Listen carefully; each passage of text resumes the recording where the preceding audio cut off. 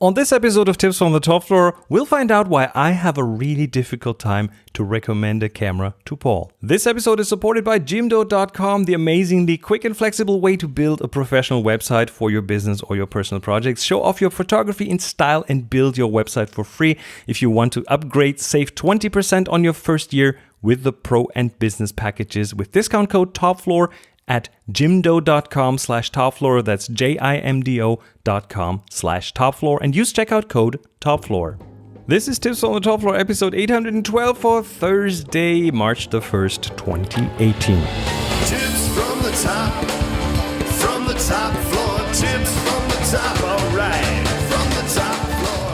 Hey, hello and welcome. It's Chris Marquardt here, coming to you from the Viewfinder Villa right outside the gates of Hanover in Germany. Photography time again. Let me see.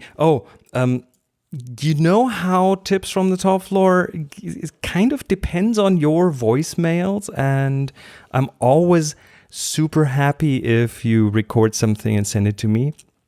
And and they are all amazing, all great. But sometimes it happens that there is a technical glitch of some sort. I recently received one that had so much noise in the background. It sounds like it was it was recorded of someone sitting on the back of a Harley Davidson. It's just illegible. Sometimes they are garbled because of some technical recording issue. And just a few days ago, Bob, I could hear your name in the beginning. I got your voicemail. You sent it through SpeakPipe, which is the orange tab directly on the website. But it was so garbled. There was some crackling and digital noise. I couldn't really hear what you said. It was definitely not usable for the show. It sounded like a technical problem with your computer. So maybe you can send that again. But again, the majority of the voicemails is great. I'll have a question by Paul later in the show. Every now and then something comes through that is almost, or that is not really usable, even though I have a whole bunch of tools to try to clean up recordings, but sometimes it's just not as good. So I thought I'd give you a quick recording lesson, how to record the best sounding voicemails possible for Tips from the Top Floor.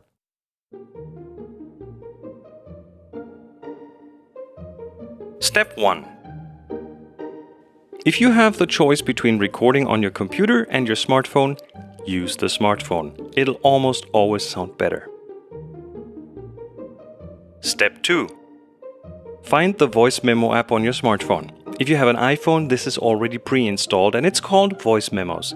If you're an Android, you might have one pre-installed, but if that is not the case, download one of the many free voice recording apps from the Google Play Store. I've put a couple of links in the description of this episode. Step 3. Find a somewhat quiet place. Turn off the noisy air condition, hit the record button on your app, then hold the phone as if you were making a phone call and begin talking. Holding the phone that way will make sure that your breathing noises don't interfere with the good sound. And finally, step 4. When you're done, send the recording as an email to voice@tfttf.com. Oh, and by the way, most important, don't worry about how you sound. Most people, when they hear themselves for the first time on a recording, think they sound funny. That's perfectly normal.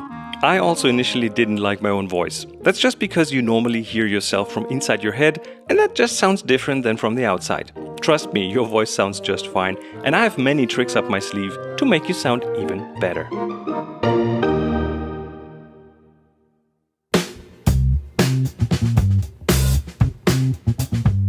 This episode is supported by Masterclass. Imagine learning design and architecture from Frank Gehry, or filmmaking from Martin Scorsese, or photography from Annie Leibovitz. Well, now you can with Masterclass. Masterclass produces online classes taught by the best in the world.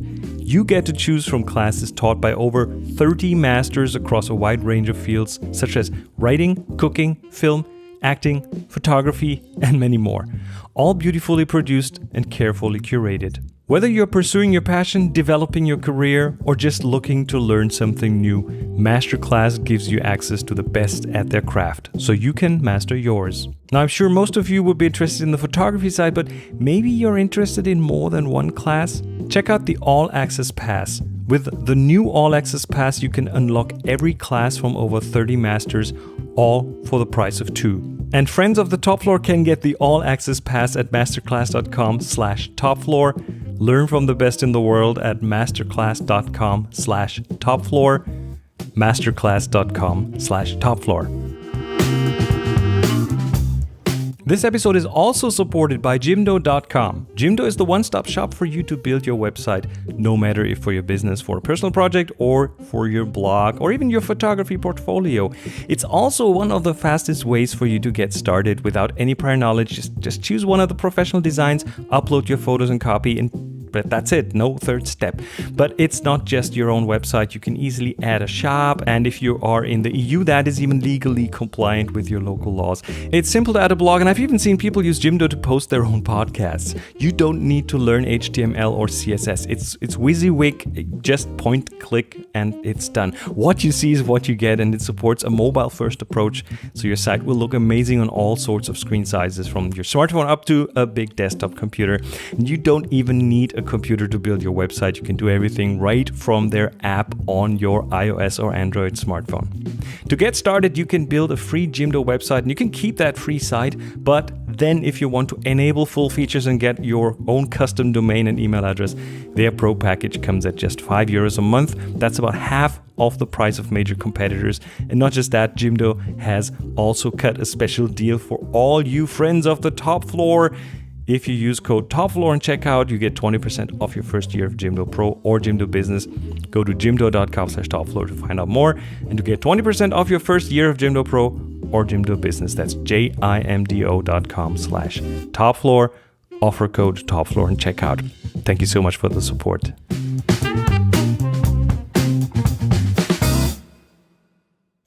Hi Chris, this is Paul from Frimley Green in Surrey in the UK. I've got a film gear question for you. My grandmother passed away recently and left me a little bit of money. She was always a great supporter of my photography, so I wanted to get something special as a sort of memory of her. Having read your film photography handbook, which is excellent by the way, I decided I'd like to invest in a quality film camera and a lens or two, and I've got about £1,500 to spend. I shoot a bit of everything with my digital camera, but with the film camera I'd be looking probably to focus on portraits and still life and cityscapes. My initial thought was maybe I could afford a Leica, but I don't know much about the different models. Some seem to be in my price range and others seem to be way more expensive.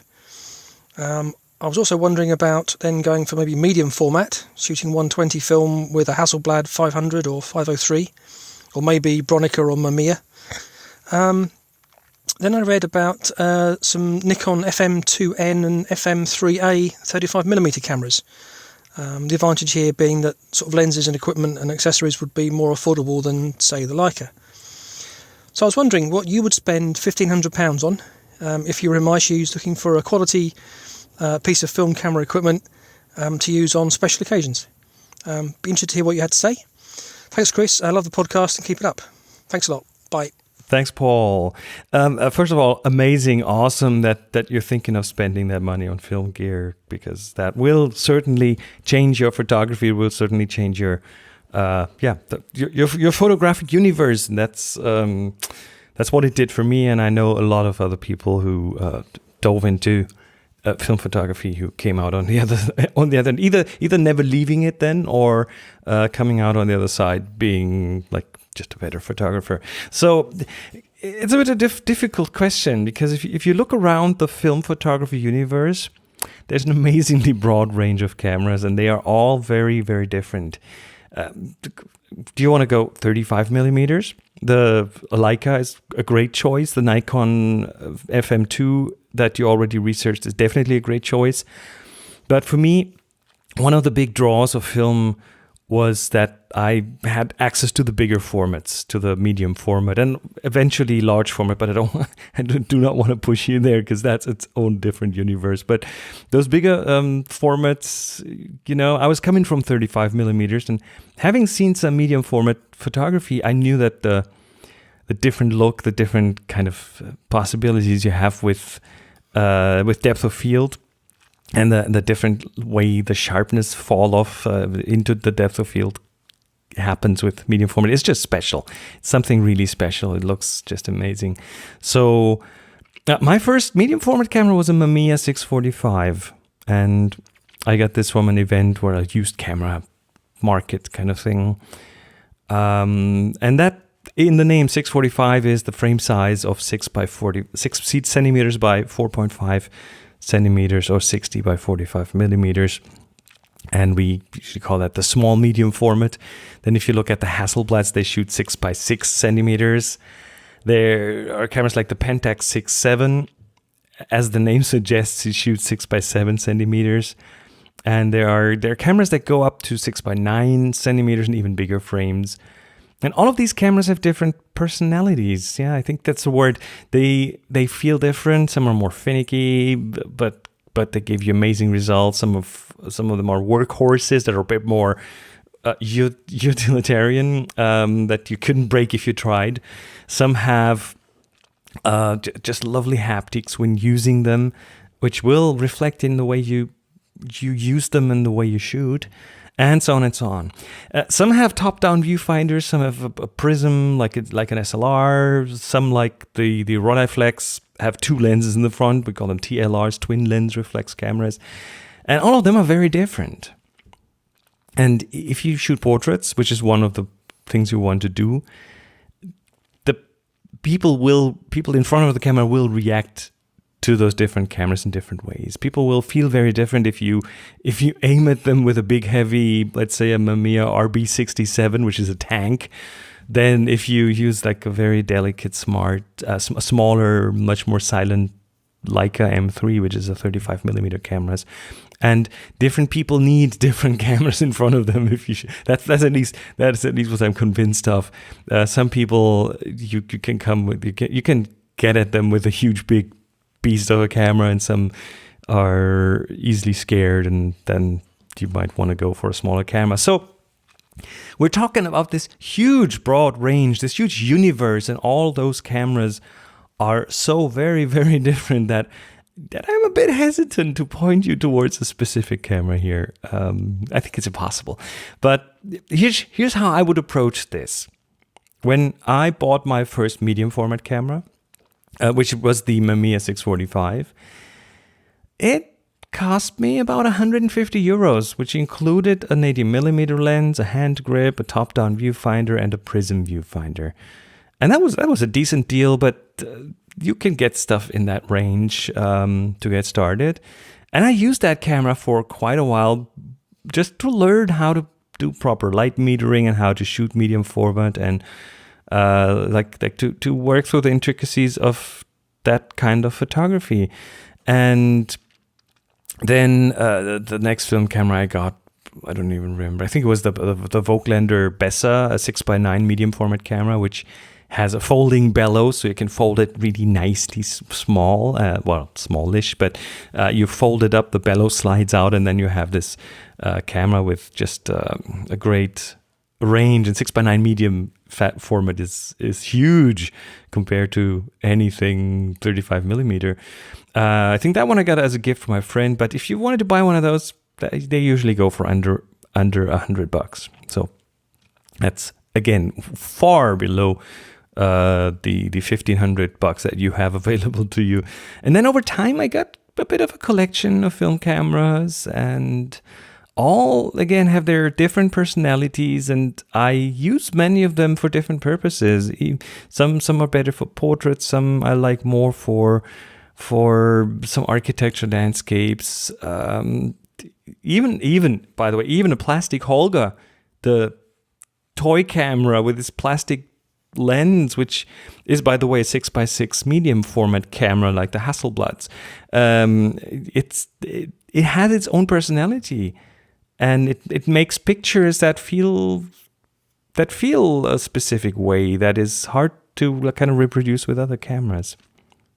So I do have a few favorite cameras, but I won't really go over that list because that's, well, on the one hand, it's a personal thing, but okay, I would spill that for you, no problem. But that won't really help you, because you will very likely come to like different cameras, other cameras. It's a bit like if you ask me what my favorite food was, I could tell you, but your taste will probably be very different. So, of course, you could spend the entire $1,500 on, let's say, a 35mm Leica M3 with a great Summicron lens, but chances are you'll find out that that's not the right camera for you. And I had to do a bit of a journey and get started with something at a lower price just to find out over time what is the right thing for me.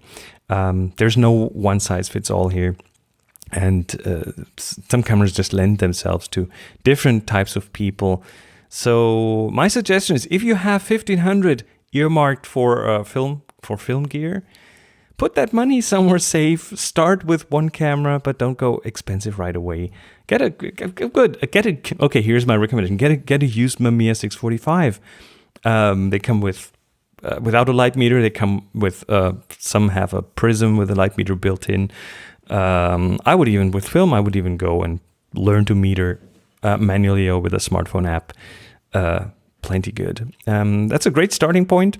It's not too expensive, and it'll get you into medium format film without breaking the bank, without you having to worry if you made a mistake, because if it doesn't work out, then that's not a huge loss. And then take it from there. And then over time, find out what works for you, and if that's the thing that you want to do. And by the way, don't take my word for it. Another great spot to get some advice is the TFTTF Slack. Our Slack, we have channels for almost everything, including a channel called Film Photography, Film-Photography, that has a great bunch of people in it who I'm sure would be more than happy to talk you through some of the cameras on the market. And if you want to join, go to tfttf.com/yslack, WHYSLACK, and Russ will be happy to get you on board.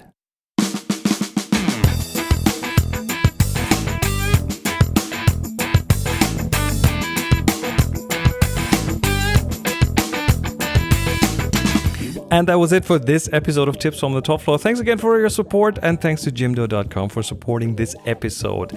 I'm, by the way, in the middle of preparing to get back on the Nordelicht. That's the ship that Monica and I went on last year in May, and that's where I also met Mario, the guy who I'm recording Curiously Polo with. And I will be on that to sail around, we were on that to sail around Svalbard, which is again this archipelago near the North Pole, and I'll be back on it in just a few days when they sail from northern Norway up to Svalbard. Not a photo tour, but just me hanging out with friends and having a good time up there. Almost a desert island up there. It's just more of a nice desert. I will also pre-record some episodes for you, of course, so you won't have to starve while I'm gone. And I promise to bring some audio and video and, of course, photos when I come back. So stay tuned for that, while I'll soon fall off the map on social media for a while. Music for the show by Jeff Smith, sound partner Hans-Peter Gagrud, publishing and Slack challenges by Really Spixie Matt, Rafsata Armstead, Slack invitations by Chief Invitation Officer, CIO Rusty Russ. My name is Chris Marquardt. Follow me on Facebook and on Twitter at Chris Marquardt. That's Chris MARQUARDT. And of course, go out and take amazing photos, be nice to each other, and happy shooting.